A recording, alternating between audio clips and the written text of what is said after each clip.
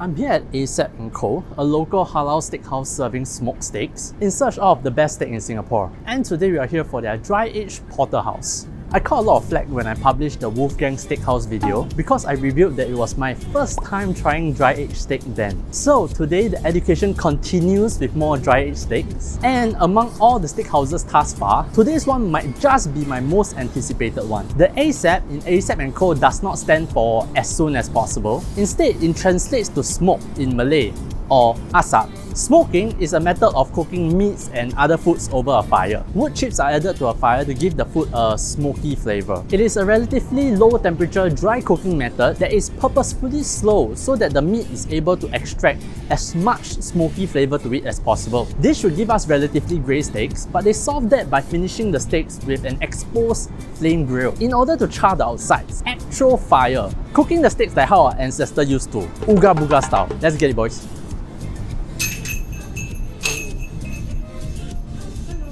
Reservation for one. Eldrick. Yeah. Okay. Thank you. The Yeah. order is correct? Yeah. Porterhouse, huh? Okay. Yeah, that's the one. Anything you want add to side? Can I just get tap water? For the water, Yeah. serve by the bottle. We got still water and sparkling water. Oh, there's no tap, is it? Okay, then it's fine. Yeah, thank you. I am in front of the kitchen. Wait. I can't do my missus right in front of the chef, right? Sorry. Can I shift over to another seat if possible? The music is a bit loud. Kids, lying is not always bad. Oh yeah. What, somewhere in the corner would be good. How am I supposed to like to like say Mrs.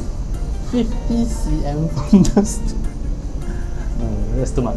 So other than their unique way of cooking steaks, Ayer & Co also offers an extensive range of steaks. From your top end like A5s all the way to underrated cuts like picanhas and hangers.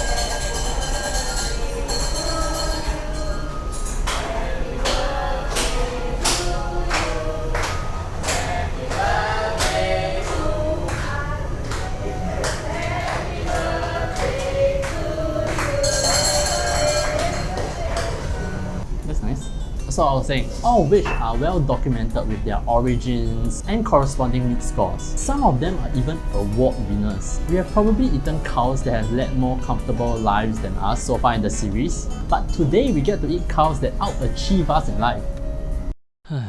I initially wanted to get their dry-aged feast, but they ran out of stock because of their cooking method. Diners are advised to pre-order whatever they want to eat. If not, the smoking process will take 45 minutes to an hour minimum, and that's just not fun for anybody. Their underrated piece also looks incredible. 300 grams of skirt, zabuton and hanger, almost a kg of steaks without bones at below 100 before taxes. I really want to say that their variety is admirable because there is considerable risk in holding that much inventory of high quality items. Even the top steakhouses that we have visited so far don't have this kind of range. I even wonder if some butcheries have this kind of range. Smoked plus flame grilled steaks with this kind of variety, the sale is insane. I'm trying to keep my anticipation in check so that I don't have overly high expectations of it later.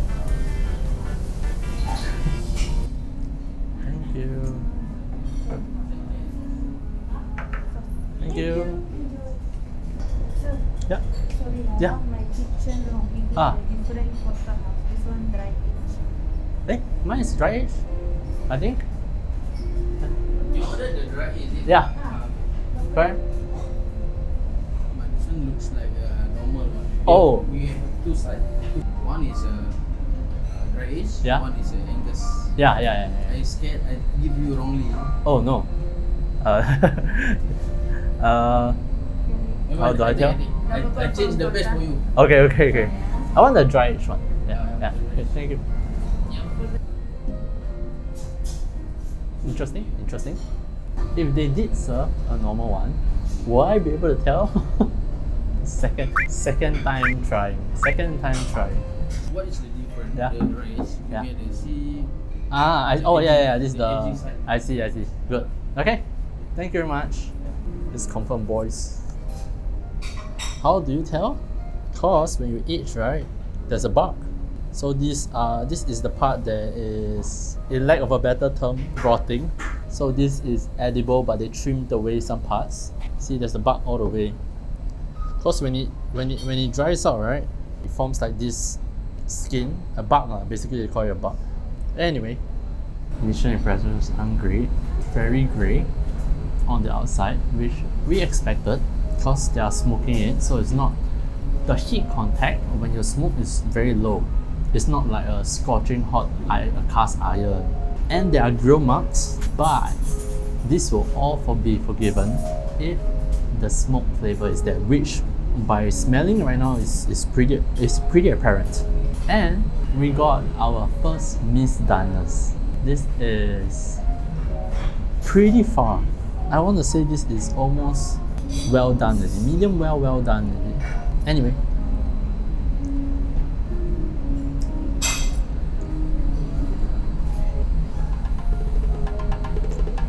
yeah.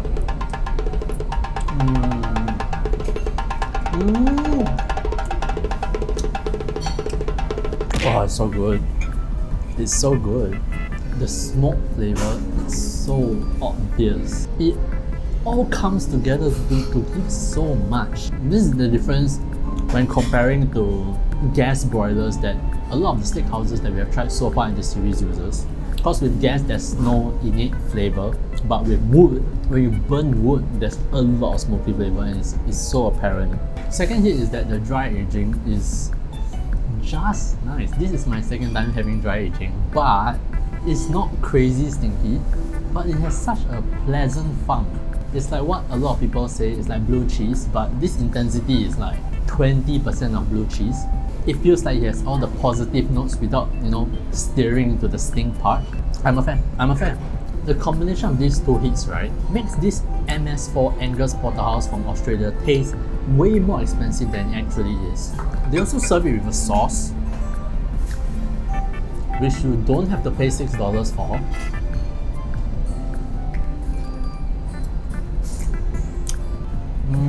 Not a fan of the sauce. It cheapens the taste that they have built. And to end off the heats, I just love this thick plate. And the sides, these three kinds of roasted potatoes, sweet, I forgot what this purple one is called, and normal potatoes, or baby potatoes. Very nice. But missus, I don't want to be a doneness Douglas, but this is pretty off. I feel like most of the steaks is well done when I ordered medium rare.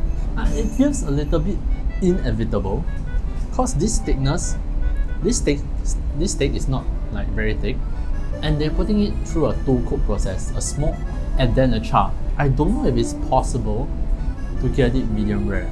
You must be extremely skilled. It's not that bad.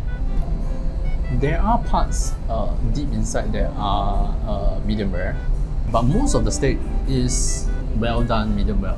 Still delicious. When you do good things to the steak like dry aging and smoking, right, I feel like it matters little how done the steak is because all the flavor is already there. And another miss, it's just not juicy. This might be because of how thin the steak is, or it might be due to dry aging. Because the dry aged steak from Wolfgang, right, is also not juicy.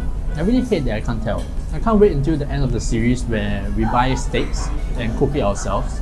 But I think the hits far outweigh the misses.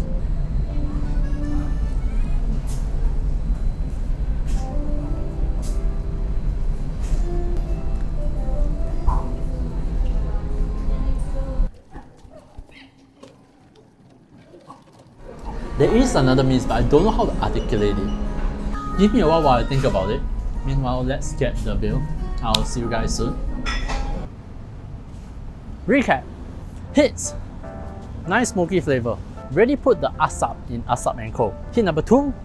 Beautiful dry aged flavor. It's very friendly, very acceptable. It offers more character to the steak without making you like cringe or flinch if the flavor is too intense. Both of these hits makes a mere MS4 Australian Angus tastes premium, way more expensive than it is. At $92 for a 500 gram porterhouse. We got to eat a 500 gram porterhouse, dry porterhouse with a side below $100. Damn, I thought Ayer steaks would definitely win best value, but this is not bad. It's a little bit unfair because today there was a promotion on Tuesday, so it's just lucky. But I guess the normal price will be $10 more too, so not that much.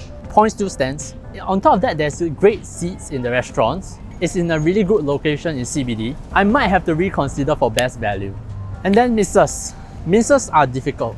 The steak was overdone. And I don't feel like it's a chef problem. It's a combination of things. I don't know if there's a way to cook a 500 gram porterhouse through a two-step cooking method, a smoke and then a grill, and heat a medium rare or even a medium. The steak is just too thin to achieve that.